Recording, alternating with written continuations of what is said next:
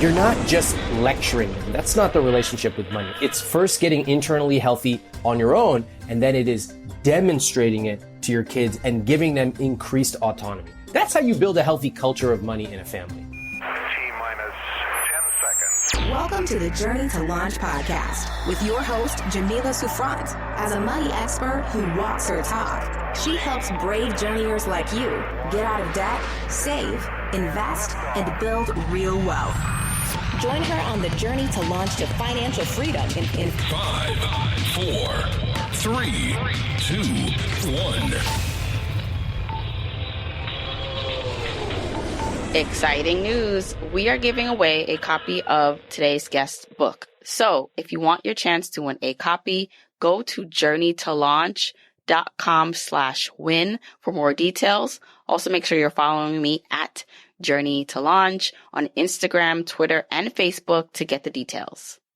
If you want the episode show notes for this episode, go to journeytolaunch.com or click the description of wherever you're listening to this episode. In the show notes, you'll get the transcribed version of the conversation, the links that we mentioned, and so much more.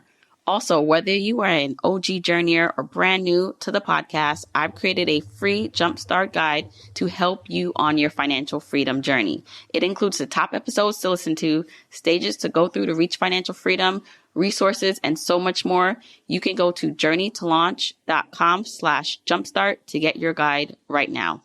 Okay, let's hop into the episode. Hey journeyers, back with another what I hope to be exciting episode for you, educational, inspirational, with a returning guest, New York Times best-selling author Ramit Sethi, who's been on the podcast before. He was on episode 177, where we talked about how to live a rich life and make your own money rules, because Ramit is all about living life on your own terms, which is what I'm about, what I teach you guys to live your life about. And so I'm excited to invite Ramit back on, not only to talk about his new project, so his New York Times bestselling book, I Will Teach You to Be Rich. He has just come out with a companion journal. That's right, Ramit? That's right. So a companion journal to help everyone who's read it, who needs to still read it, but to also help deepen the philosophies you talk about and help them really plan out how to live a rich life. So we'll talk a little bit about the journal, but I thought to do something a little differently this time, Ramit, is that I sourced questions from my audience. You know, I said, hey, I'm doing a special podcast episode with a special guest, and I want to take some of your questions so we can answer them together. And because I always love how real and straight up you are with how you give advice, I thought you'd be the perfect person to help me do this. And so I'm going to read a couple of questions. We'll see how many we can get through, and you'll get some advice from myself and Ramit. So how does that sound? I can't wait. Let's do it. All right. So one of the first questions that came up, and I get asked this a lot, especially as a mom myself, is about children and financial responsibility. So this question comes from Jackie. She says, what is the best way to teach my children financial responsibility? And how would it differ from my 16-year-old versus my 6-year-old? And then the follow-up question is, should I consider getting a debit card for them? So what do you think, Ramit? Well, let's start with your advice. You're the parent. I want to hear what you have to say first. So, yeah, I have pretty small children in terms of age, 8, 6, and 4. But I'm of the opinion that it's never too early to start talking about money, especially because we live in an age where money is so digital. Like, you know, we are doing a lot of transactions on our phone. And when I was growing up, you know, most of it was paper money. And so I do believe that that essence of understanding the value of money and how quickly we receive things online, like just ordering things, can be lost on children. So in my opinion, actually having physical money, regardless of the child's age, is important, because so much of our society now doesn't deal with it.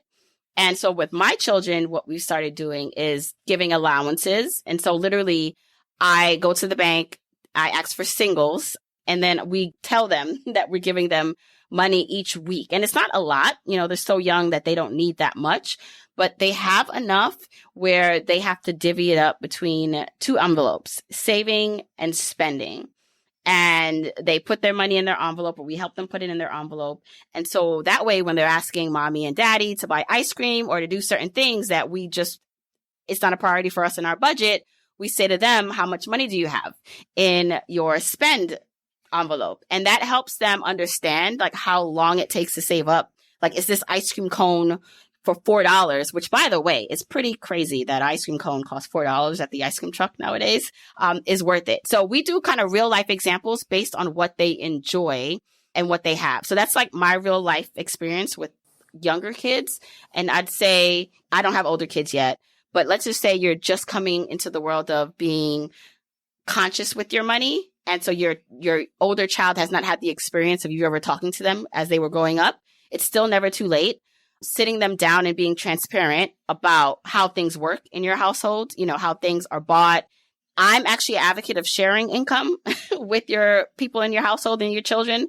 Not necessarily, you don't have to go all into detail, but hey, mommy and daddy, we earn this much. The mortgage is this much. Like, this is how much we are spending to like create this life for you, and having those transparent conversations. And then last thing I'd say about the debit card is I do believe that you can start giving a debit card attached to an account. They have tons of different types of accounts for kids nowadays that limit how much they have in it, so that the way they can start getting used to the idea of spending on a card, and that the first time is not in college when you're not there to help guide them. I love it. I love your approach with money and your children. It's awesome. My philosophy is similar. I want to add on to what you said, which is that wealthy people talk to their children about money. It is a normal topic of discussion. It's not hidden. It's not something that is shameful or guilt-ridden. It is a normal part of business. Just like a family that is focused on being healthy talks about going for a walk, going for a hike, what type of food choices they make. It's totally normal. It's the course of business. And so when I speak to couples on my podcast, some of them who have really good relationships with money and others who do not, you notice this striking pattern, which is that wealthy people speak to their children about money all the time. And those who have an unhealthy relationship with it hide it from their kids. Why? Because they view money as negative, and therefore they want to protect their children. I don't want to protect kids from money. I want to expose them to it. I want to talk about it. But here's the key. If you want to teach your children to have a healthy relationship with money, you have to have it first. It all starts with you. How do you treat money? Are you in debt? If you are, do you have a debt payoff plan? Are you saving and investing? These are the kind of things that you have to get right internally first alone. And if you're in a relationship with your partner, and then you can demonstrate it to your kids. So how would you demonstrate it? It would be things like, daddy's going to log into the checking account so we can make sure that everything's working right. Come on. Can you help me push the button? That's for a very young child. As you get older, an allowance perhaps, or perhaps we're going to go to the grocery store and we have $25. Here are the things we need to get. How should we do it? Little tasks. Even if they get it wrong, that's okay. You let them fail. And then by the time they're 16, if you have been doing this for their entire life, now we're talking about fairly sophisticated tasks. Our family's going to go on vacation. How much should we spend on this vacation? Okay, I would like you to plan Thursday through Saturday. Here's the money. You make the decisions. Now, the problem is that your kids might pick something horrible. It's like, I don't want to go to that terrible hotel, and I definitely don't want to eat at that horrible restaurant. So that's another story for how far do you let your kids go? Your kids are like, Daddy, I really want us to go to TGI Fridays. I go, oh God, we got to go to TGI Fridays. All right, fine. I guess we need to let kids fail. They're going to learn when they eat that dish. This was a terrible decision. But aside from that, what you're hearing is you're not just lecturing them. That's not the relationship with money. It's first getting internally healthy on your own, and then it is demonstrating it to your kids and giving them increased autonomy. That's how you build a healthy culture of money in a family. I totally agree. And I love how you brought up that you have to be whole and okay with your relationship first, because then you're just teaching from a place of it's not authentic. And I believe the people who know us best actually are our kids, because they really see us in our rarest forms and moments, especially being a parent myself. So I know that. And similar to also when I get questions from people to say, well, how do I save and invest on behalf of my children? Which is, it's great. And it's that you want to do that. But are you okay first before you do that? Bingo. The greatest gift you can give your child, speaking from someone whose mom is, thank God, stable herself financially, is the gift to not have to worry about taking care of their parent. I agree 100%. I get questions from parents constantly on Instagram, on TikTok, and on my email newsletter. And this is how it goes. I'll play it out for you because it happens dozens of times a week. They go, Ramit, I finally got your book and I want to invest for my son. He's 2 years old. Should I open up a 529? And I go, first tell me about yourself. What does your portfolio look like? And invariably they will go, well, I'm 42 years old and I make $70,000 a year and I have $13,000 in debt and I have nothing saved. I go, no. We're going to focus on you first. And what they are really saying psychologically when they're asking about their 2-year-old, this is what they are saying. I know that I have lost the game of personal finance, but at least my son won't lose that game. They are already approaching this entire world of money with their kids from a position of having lost. And they haven't lost. At 40, even if you have debt, you could pay that off. You could accumulate a lot of money and a healthy relationship with money. But it means making choices, and that means prioritizing yourself first. So true. And I think what comes up for me also is this idea of the only wealth that can be passed down to our kids is just financial. And that's not true. Obviously, it's great to give them a foundation and to give them a jump start, right, in life. Amazing. But let's not discount this idea of emotional generational wealth and the confidence and education that you can instill in your kids, where giving them a platform, like building them up as a whole person. And I know it sounds corny, but I guess coming from a single mom who had nothing, who poured into me the little that she had, which was not a lot of money, but allowed me to be the person I am today with money, is that you can do this with your kids. It does not always have to mean setting them up and having them have a lump sum by the time they graduate college. It's okay if you can't necessarily help them with college if you're still working on yourself. I think really, ultimately, it's about pouring into them emotionally, educationally, and that doesn't really cost much. I mean, of course, you could do the extras, but that just takes a lot of intention and care, which are more important or just as important as the money. I agree. My parents are immigrants from India, and we didn't have a lot of money growing up. My dad worked, my mom stayed home with the kids, and we had a pretty big family. So it's not like we were expecting to be handed over some huge inheritance. No. In fact, my parents laughed about it. They're like, what inheritance? And on the other hand, what they taught us is the value of hard work, right? They taught us that getting good grades is important. They taught us that showing up to school every day is important. And they taught us that if you work hard, then you will be in a financially fine position. If you're educated, you work hard. And yes, if you get a little lucky. Over time, we took their lessons and my family did well, right? We were educated and we went off to have good jobs. It doesn't mean that they had to hand us a huge check. If anything, they told us, okay, Ramit, you're going to go to college. You got to find scholarships because we don't have any money for you. So I did. And I learned that from my parents. So you're right that there are so many different types of wealth. That's why I talk about, I will teach you to be rich. Yes, money is important. It is a small but important part of a rich life. But being able to have a healthy relationship with money, being able to understand where you want to spend more on and also where you want to spend less on. Wow, my parents really taught me that we didn't need to spend a lot of money to have fun. And when I think about our vacations growing up, it was, it was not exotic. It was getting in a van and driving from Northern California to Southern California. And we would stay with relatives. And it was simple. And I appreciate that, having grown up with that sense of frugality. Now, I've had to learn other lessons about how to spend money and how to enjoy money. Those are different lessons. But yes, I completely agree with you that you do not have to pass on huge checks to your kids in order to give them a rich life. And I will say this, it's funny as you just said that. I don't know if this is a good or bad thing, but my son, my 8-year-old, I started to buy flowers recently when I go to Trader Joe's because they're not that expensive. And he's starting to he's just like, why are you spending your money on the flowers? They're going to die. It's a waste of money. You can buy more things with this or do something different. And while I disagree with his thought, I'm glad that he is actually thinking about, for him, the value of money and how he would spend his money. Cause he's like, Mom, it's a waste. I would spend it differently. There you go. Totally agree. I love the philosophy. Yes. Okay. So let's go on to the next question that we got. And it's from Natasha. Now, this one, the sentiment of this question I hear a lot. She says, where do I start in order to take back control of my finances? I am making 6 figures, but I'm still broke and can't save any money. So this is a big general question, but Ramit, I'd love for you to take this one first. What do you tell Natasha?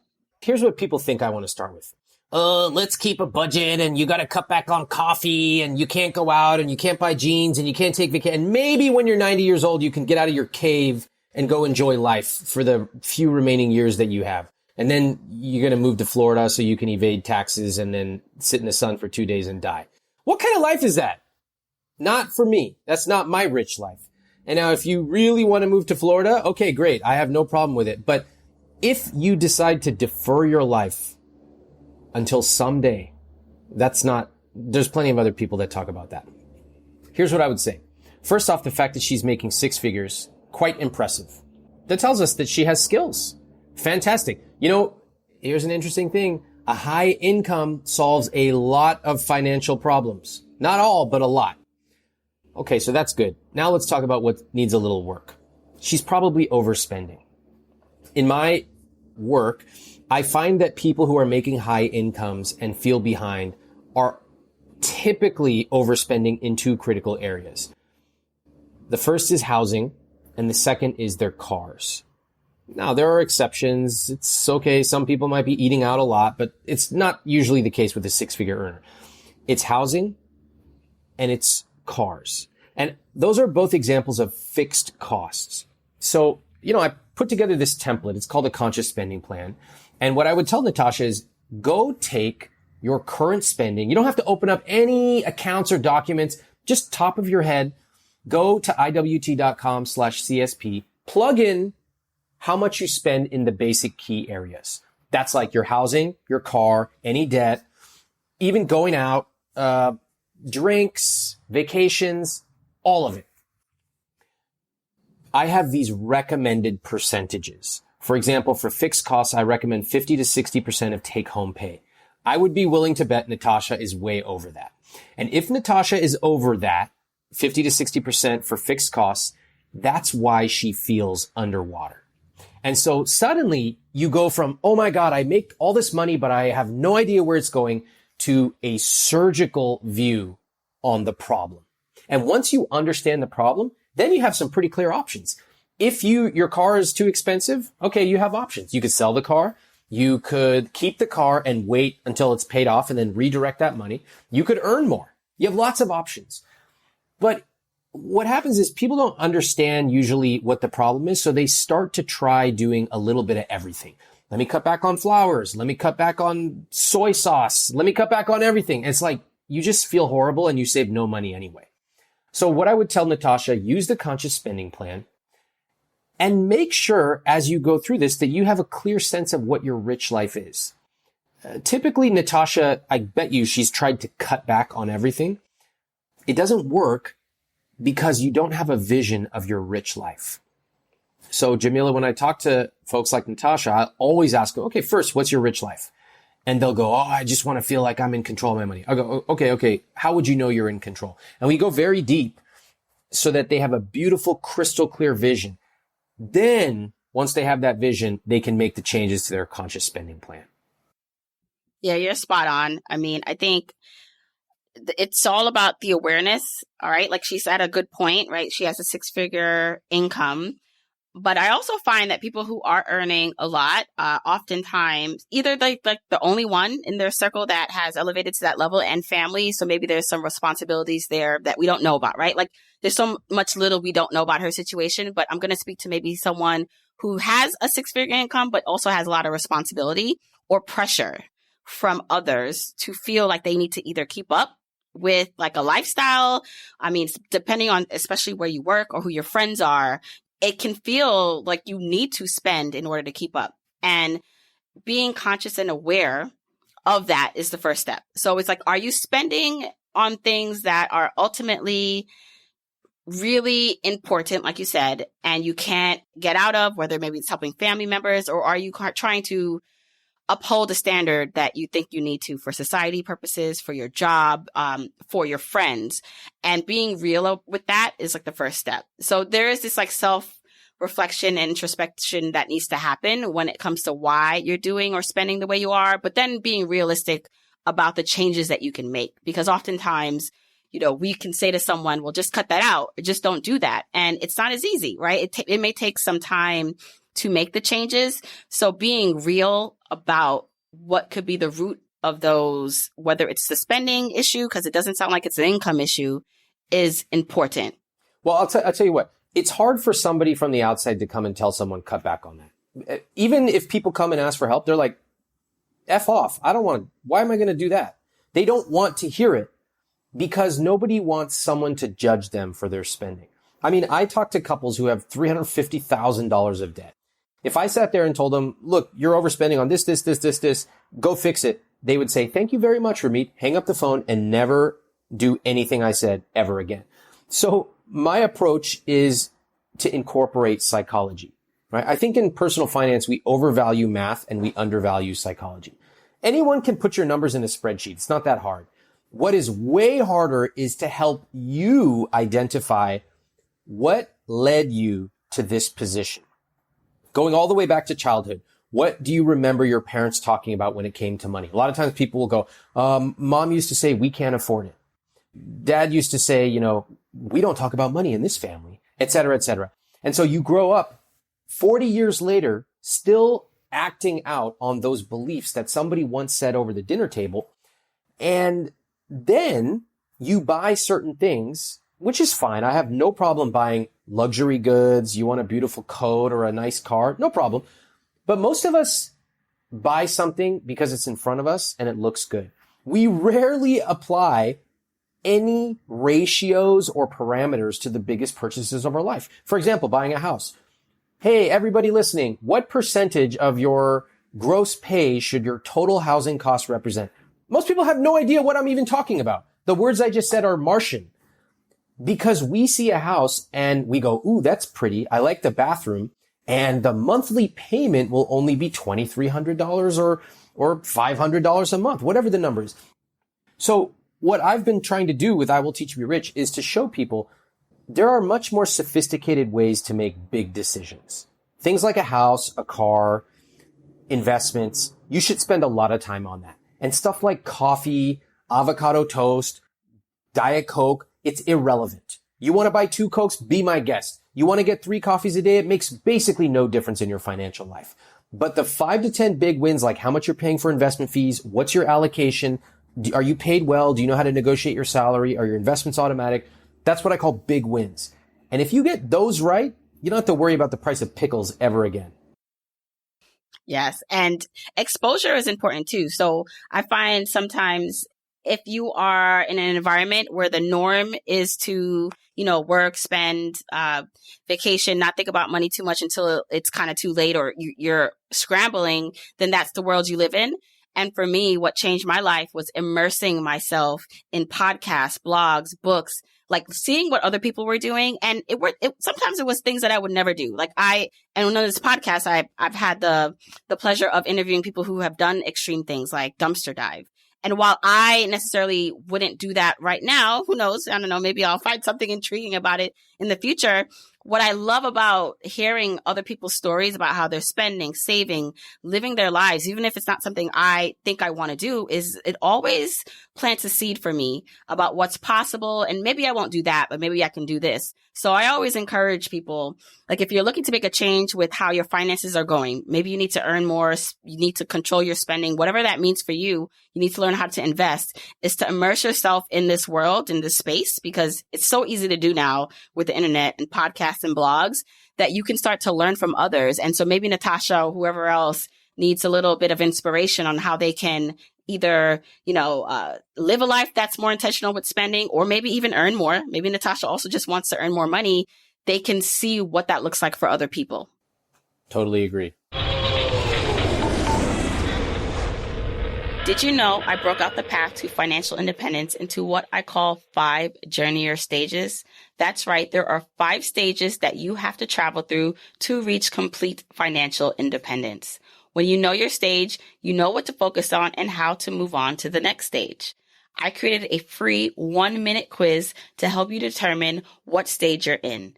After you take the quick quiz, you'll know where you are on your financial independence journey, the main thing you should focus on. Plus, you'll get a curated list of 10 Journey to Launch podcast episodes to listen to that will help you for your specific stage. Go to journeytolaunch.com/mystage right now to take the free quiz. That's journeytolaunch.com/mystage. All right, Ramit, here's another question that I feel like a lot of people are in this situation. So let's get to it. This one is from Melissa. She says, how can I fast track reaching financial independence at 44 with 2 young kids? I have a long commute and hate that I can't have more time with my family. I work for the state and have 15 years left until I can collect the pension. My husband is a self-employed and she wants to continue to support him and his business. She'd like to work for herself and reach financial independence. So the question is, should I stay or should she stay at her job for the next 15 years in order to get the pension or find something else that she really enjoys doing? I feel like staying at a job you don't love for 15 years from 44 to 60 is a pretty big gamble. It's scary to imagine leaving a job when you have a pension on the horizon, when you have kids, when you have a husband who has his own business. But there are ways to start taking steps in a direction that will open up a lot of opportunities. The first thing we should get clear about is, what does financial independence look like? Is there a dollar amount? A lot of people just go, I want to be free, or I want to have $1 million, but this is a big decision, one of the biggest of your life. You've got to run the numbers and understand, how much do you need to be financially independent? Sometimes when I probe couples on my podcast, they will end up saying, I just want to be able to go to yoga on Tuesdays and Thursdays at 1 p.m.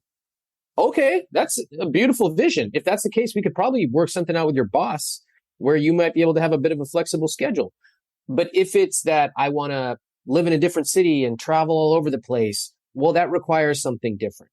So there are a few pieces of the puzzle I would be putting together here. First off, if you stay at your current job for 15 more years, how much exactly will you be making? That is your default base case. Next, let's talk about your husband. You're in this together. So if he is starting out on a business, I totally get it. When you start a business, you can't expect to make $1 million overnight. But I would sit down and have an honest discussion with him about what kind of lifestyle are we looking for? I'm really frustrated with having to drive so far every single day. I can do it for a while longer, but I can't do it more than 18 months from now. I need to make a change and I need your help. So typically when you're talking to an entrepreneur, that means getting candid about how much they need to earn. All right. You're not making, your goal is to make 10,000 a month. Okay, right now you're just starting out, you're making 1,500. Let's set a timeline. If we get to 6 months and you're making 8,000, oh, that's fantastic. You're on the path, we're close. Let's keep going. But if you're making 1,800 instead of 10,000, it might be time to call it. All right. And then finally, in her case, I would suggest starting something on the side. So she seems pretty entrepreneurial. You know, she's writing for this question. She wants to be financially independent. She's in her early 40s. I love her energy. There are lots of ways you can find income on the side. In her case, maybe she can create a program on how to win contracts. Maybe I have people who are dog walkers, personal stylists, home organizers, Excel consultants. There's a million different things you can do. Some of them make $500 a month, and that is meaningful to them. Some of them want to make more than $50,000 a month. Okay, that takes more work, a little luck, but that's also feasible for some people. What she would have to do is really get honest with herself about what kind of lifestyle she wants and how much that's going to cost, honest with her partner about what they need to do as a partnership, and then honest with herself about her time. She's where she is today. Does she really want to wait 15 years until she's about 60 years old to really begin living the kind of life she wants? No, I would never wait that long.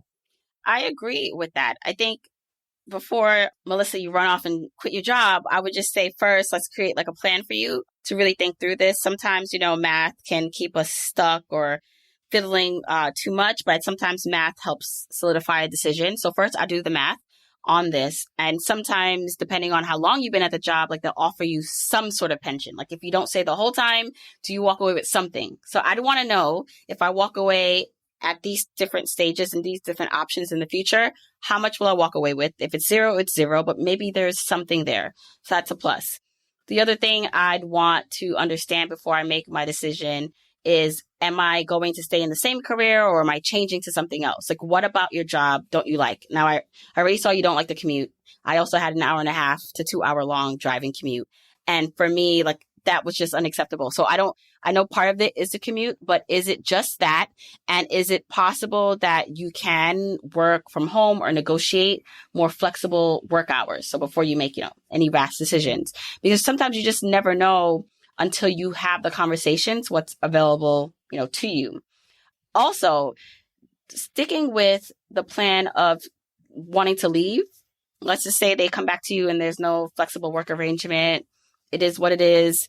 I agree. 15 years is too long to give up, like living your life with this commute without having something done. And so I would make a plan, not quit right away, but make a plan to look for something else closer to you or something that you enjoy more with more flexible hours, because the time with your kids, like that is really short lived, right? Like they grow up really quickly. You don't really want to miss those important moments and you want to be able to be there.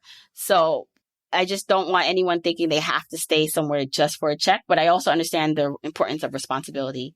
And when you have kids, it's not just about you, especially if you have the more secure job, right? If your husband is just starting out. And so that can be very scary. So before you make any rash decisions, just to recap, run the numbers. How much money do you need to have saved up? So that way, if it takes you a little bit longer to find something, or if your job doesn't work out, right? Sometimes we are moving away from something thinking it's going to be better and it's not.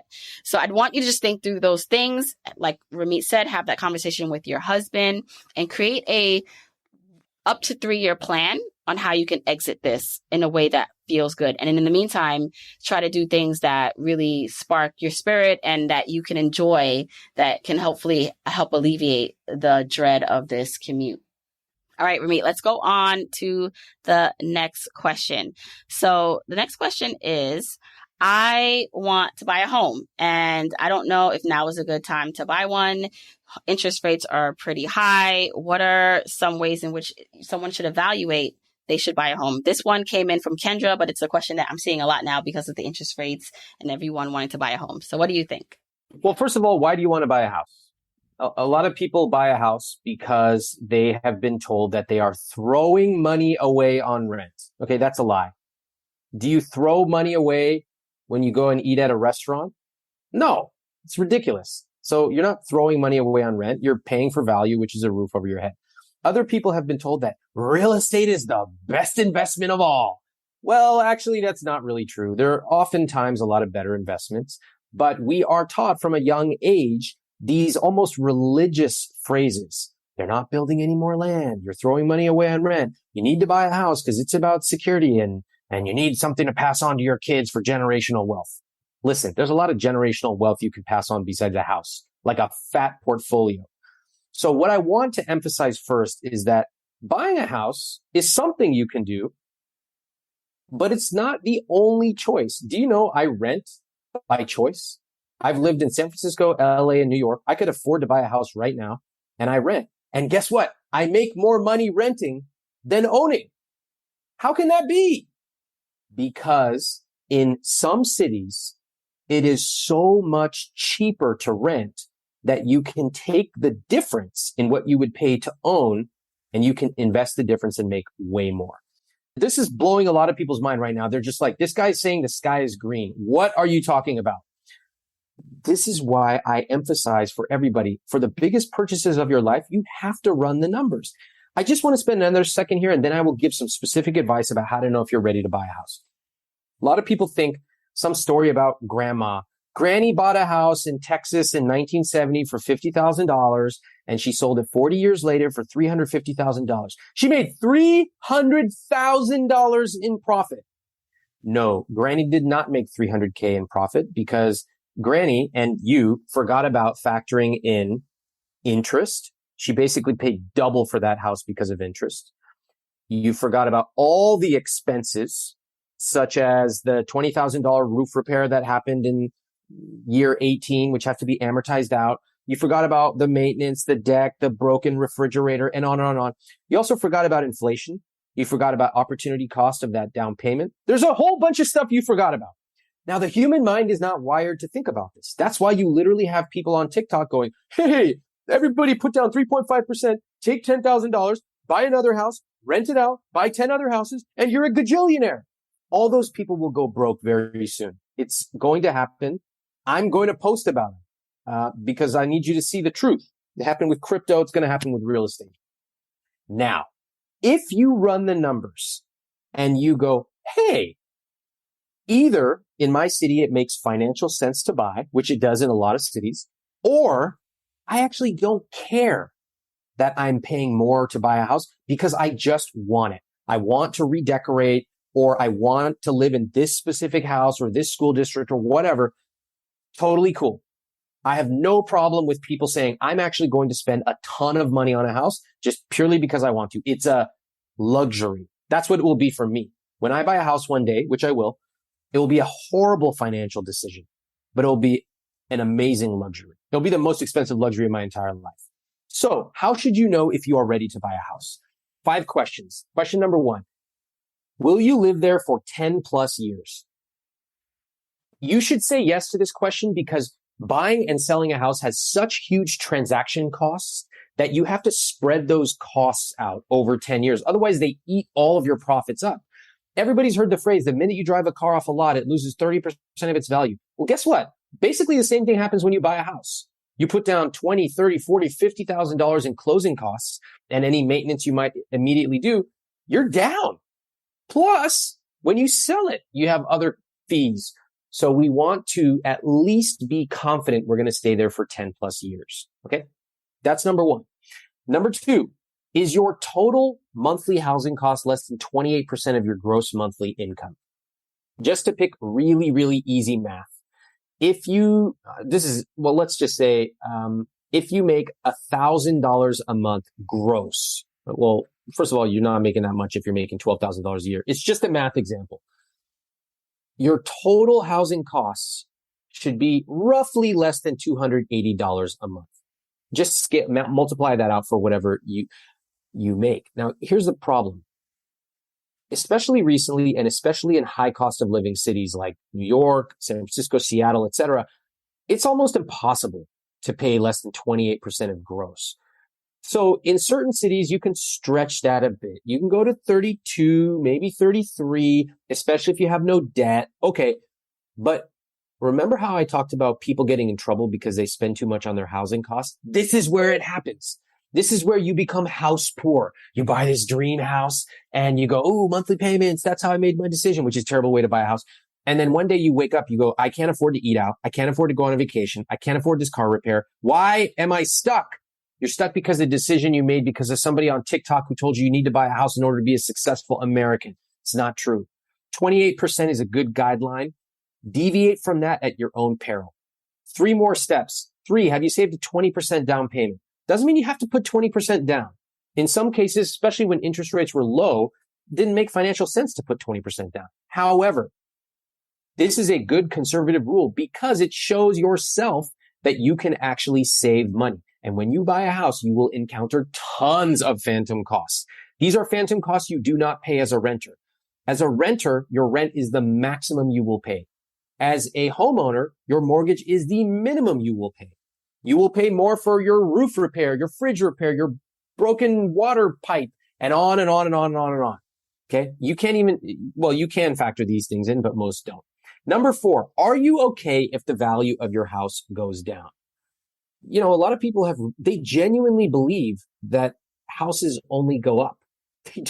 I'm like, do you understand anything about math or Prices, first of all, in the aggregate, sure, if you look at a chart, the aggregate prices have gone up, but the aggregate prices of a lot of goods go up forever. Okay, that's just inflation. But you should remember that your costs are what really matter with a house. So this is number 4. Are you okay if, your housing prices go down? If you're buying it just to live in, you shouldn't care what the price is. A lot of people, though, they delude themselves and go, oh, I'm just buying it because I love it. But actually, it's an investment. You should be very careful about thinking of your primary residence as an investment. It's not. Okay. It's consumption, or if you buy in a really high cost of living area, it's a luxury. And finally, are you excited about buying? You all know that you don't have to buy a house. Nobody's telling you have to. You're not any less of a person if you don't buy a house. Look at me. Do you think I wake up every morning and start crying because I don't own a house? No, I prefer instead to build a large investment portfolio, which is much more liquid. And I prefer to travel and spend on other things I love. Why am I going to just spend 2.5x as much so I can brag on Instagram that I own a house? Makes no sense. So again, that's for this season of life. There is a future season where I will happily buy a house. So these are the 5 guidelines I would suggest for people. Overall, I hope that I've provided some unconventional perspectives on buying a house. Now, after my long rant about buying a house, let's make sure that I answer the question here. What is your advice about buying a house? How do I know if I'm ready to buy one? Oh, well, we answered that. Is now a good time to buy a house if interest rates are high? Okay, so here's how you want to think about that. First off, interest rates, although they seem high, if you talk to your parents, they had interest rates that were even higher. The difference is the prices were way lower. Right now, we have a very toxic combination of high interest rates and historically high prices. I can't tell you where house prices are going to go. Nobody can. But looking at the market right now, affordability is down in many cities 40% from what it was just 4 to 5 months ago. That's crazy. So if I would be waiting, because higher interest rates will bring the price of houses down. Ultimately, though, you don't want to listen to me, you, or anyone else. You want to calculate the numbers and see if you can afford it and if it makes sense to buy. That is how I would think about it. All great points for me, and I agree. I mean, it's hard not to agree with that, even as someone myself who owns in New York City. But again, I came in and I bought my property at a different time, like you said. And so I think the last thing I'll just add on, because you really had all the great points, was, the American dream for some has become the American nightmare. So at some point it was to own the house, have the 2.5 kids, the white picket fence, all these things. And that's just not reality anymore for a lot of people. And so you have to redefine what your dream is. And that might not include a house, and that's okay. And so you continue to spark your own path or write your own steps and not just follow what other people want. But in the case that you do want a house, I think it's important to follow the steps that Ramit talked about, making sure you can actually afford it. Okay, I think I'm going to make this a fire round, a fire flash question, Ramit, like something that hopefully you can answer quickly, because I know I want to be respectful of your time. But this last question came in from Jasmine, and she says, I've saved up $100,000. Amazing, Jasmine, especially if that's in cash, like liquid cash. Great. She says, in your opinion, what is the best use of that money to accelerate me reaching financial freedom and financial independence? So Ramit, what do you say? Invest the money. That's great. You saved it. That's amazing. But you can't just let it sit there in cash. It's losing value every single day. Put that money to work for you. How do you do it? Well, you can start reading chapter 3 and 7 of my book. We talk about investing in low-cost, long-term funds. A really simple way to do it would be index funds. Here's a couple of quick rules. You can use these at cocktail parties if you're a huge nerd. There's something called the rule of 72. 72 divided by your return rate is how many years it takes you to double your money. Just as a quick, let's just assume 10% for easy math. It's actually around there in the nominal amount. Means if you put 100K in, it will double in 7 years, roughly to about 200K. Oh, that doesn't sound like that much. Oh, 200K, what's the big deal? Then it goes to 400, then 800, then 1.6 million, and on and on and on. It starts to grow very quickly. A lot of people, they're hesitant to invest because they go, investing is for rich people. Wrong. The way you get rich is by investing. And some crazy stats are out there, like Warren Buffett, something like 98% of his wealth was accumulated after he was 80 years old. That is the power of compounding. So take that 100K, you can invest it lump sum Or you can what's called dollar cost average it out, put it in over the course of 12 months. It's up to you. Stats show you get a little bit advantage on a lump sum investing, but whatever. And let that money grow. What's more important actually is that the fact that you have been able, Jasmine, to save 100K tells me you could probably save a lot more. Put that money to work every single month, automate it. You don't need to be writing manual checks. It should happen on its own, and you will see your wealth grow incredibly large. And after a while, it will start to compound very quickly. You're in a great place. Keep it up. I have total confidence in you. I agree. I agree with what Ramit said. Invest the money, but I understand if you haven't done it yet, that there's probably a block for you to do that. And so it probably realistically won't be you putting it all in at once. But if you have to, earmark some for your emergency fund, or FU fund, as I like to call that, you may need if you want to do something big, career change, travel the world, you can earmark that if you don't have that earmarked already somewhere else. And take your time if you need to, but invest that money sitting in a savings account. It only loses with inflation. All right, Ramit. So I do want to take just a moment to talk about your newest project that you just released. I would love for you to share more about your journal and where people can find out more about that, and just all the amazing things you're working on, like your podcast. Who knows? Are you working on another book? Let us know what's going on with you. I realize that some people are simply never going to pick up a book and learn about a Roth IRA and asset allocation. They may be listening to this podcast and they really care about money, but they're just not in the learning style of reading a book. And I also learned that a lot of people have lost the ability to dream when it comes to money. They've spent so long with debt over their heads, or with a partner that they're not on the same financial page with, that when I ask them, what's your rich life? They actually have no idea. They've forgotten what it's like to dream. So I created the I Will Teach You to Be Rich journal. It is so beautiful. You can get it at Amazon, any independent bookstore. You can get it anywhere. And I want you to grab your favorite cup of coffee, your favorite pen, sit down, give yourself 15 minutes. You deserve that much. And as you open it up, you're going to get these prompts about what your rich life really is. What do you really love? You're going to get the chance to be honest with yourself. What do I love? What do I want to spend more money on? And what's actually not that important to me? What am I out of alignment with when it comes to my values? You're going to learn about peer pressure. And it's going to be very realistic. It's not like, just stop caring what other people think. We all care. This journal is going to guide you through knowing how to navigate that, how to navigate money and relationships, and even how, if you make a considerable amount of money, how to live an even richer life. So this is what I call a no numbers journal. It's fun. It's dreamy. It's something that you get for yourself, because I think people deserve the opportunity to dream about a rich life. And that's what I'm really excited about right now. And they can pick that up one more time where?